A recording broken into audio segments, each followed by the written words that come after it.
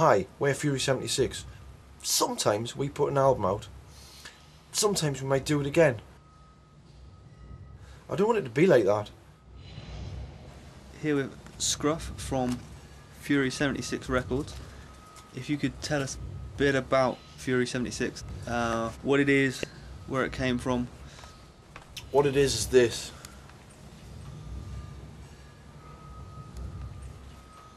There was a great buzz when the label started. It was really good. I said to two friends at work one day, fuck this, let's start a record label, because there's loads of bands out there and there's some really good bands and no one's releasing their albums. Let's try. So we went into it wholeheartedly,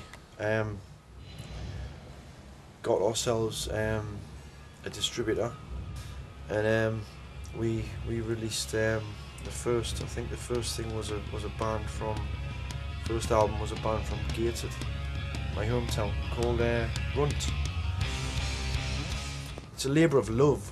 Whether they've got any recognition already or not, it doesn't matter. If we like them, then whoa, that's it. If they rock, and we think, whoa, this is really good, you know, and we've got the chance to release something by them, then we will do it. It's not because we've got pound signs in front of our eyes, because it's not what the business is about. It's not even a business, really.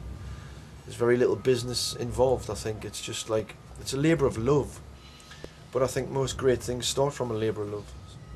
It doesn't matter what kind of band they are.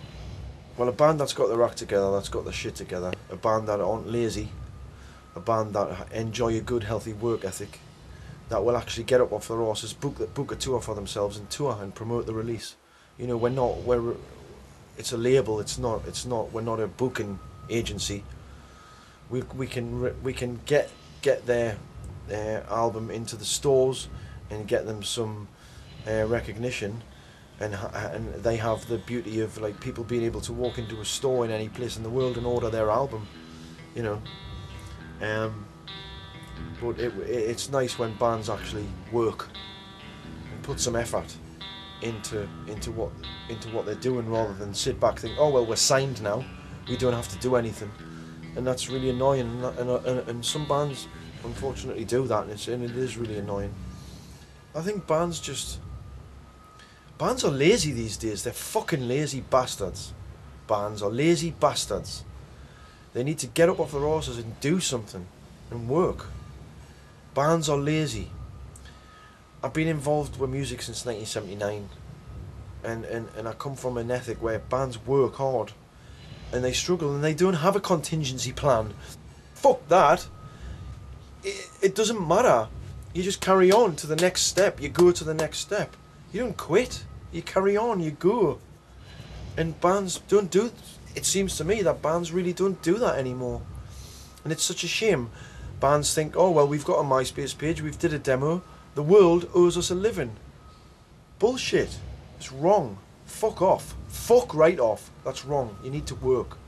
There's a great band on our label actually called Grifter, and they really work hard. They do. They're always playing gigs. They're always working. They're always playing gigs.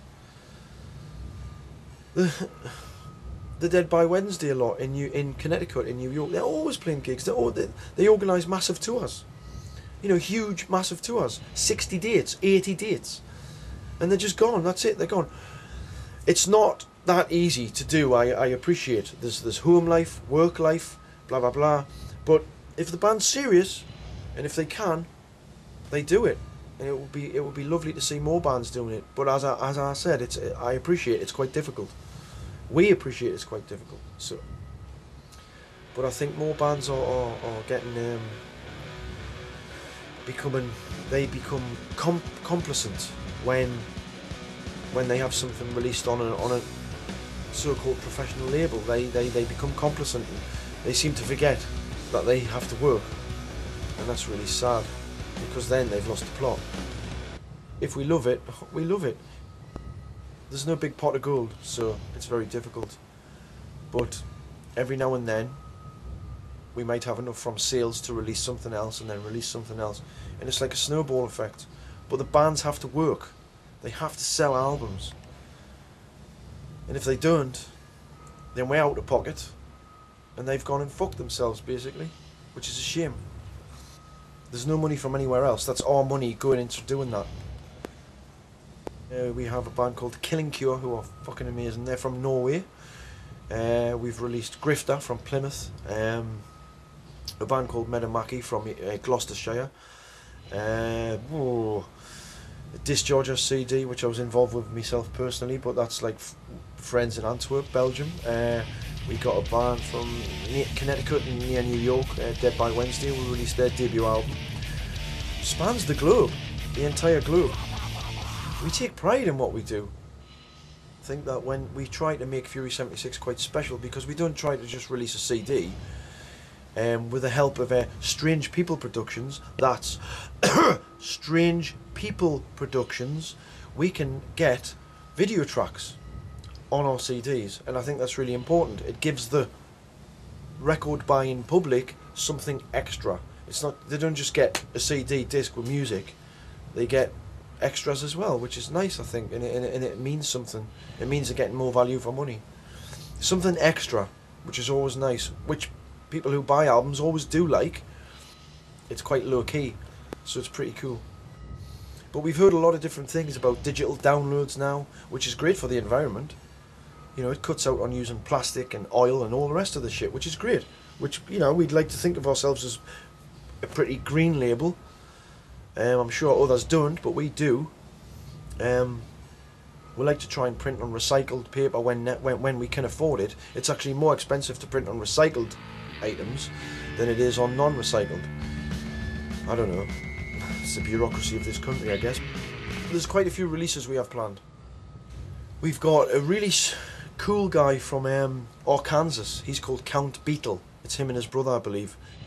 And that's going to be a very special release, because they're recording it themselves, and we're just going to get it mastered up and release it. A band called Fuck, F-U-K, and that's fronted by Gabba, who had a legendary band called Chaos UK, and they're from Bristol, and they're quite extreme. Yes, loads. Any spare money goes into the label. This is what bands need to take into account and realise. You know, we don't go out there and we don't get up at shit time AM in the morning in all weathers to go and work for God knows how many hours every day. Return home destroyed, knackered, just to put their album in the stores. But that's what we do.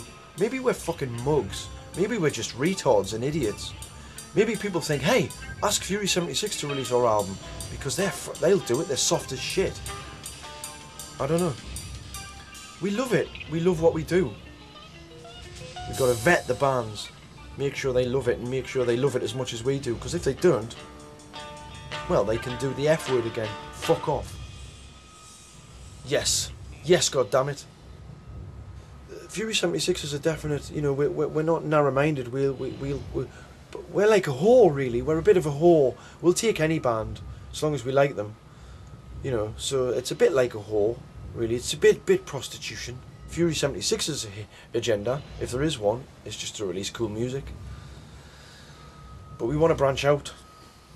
You know, we want to do the full thing. We want to have a big art house where we can have a studio, label, pre-production on stuff, videos, you know, graphics design. Oh, it would be lovely just to have just to have all that at our disposal. That would be really lovely. But you know, time will tell.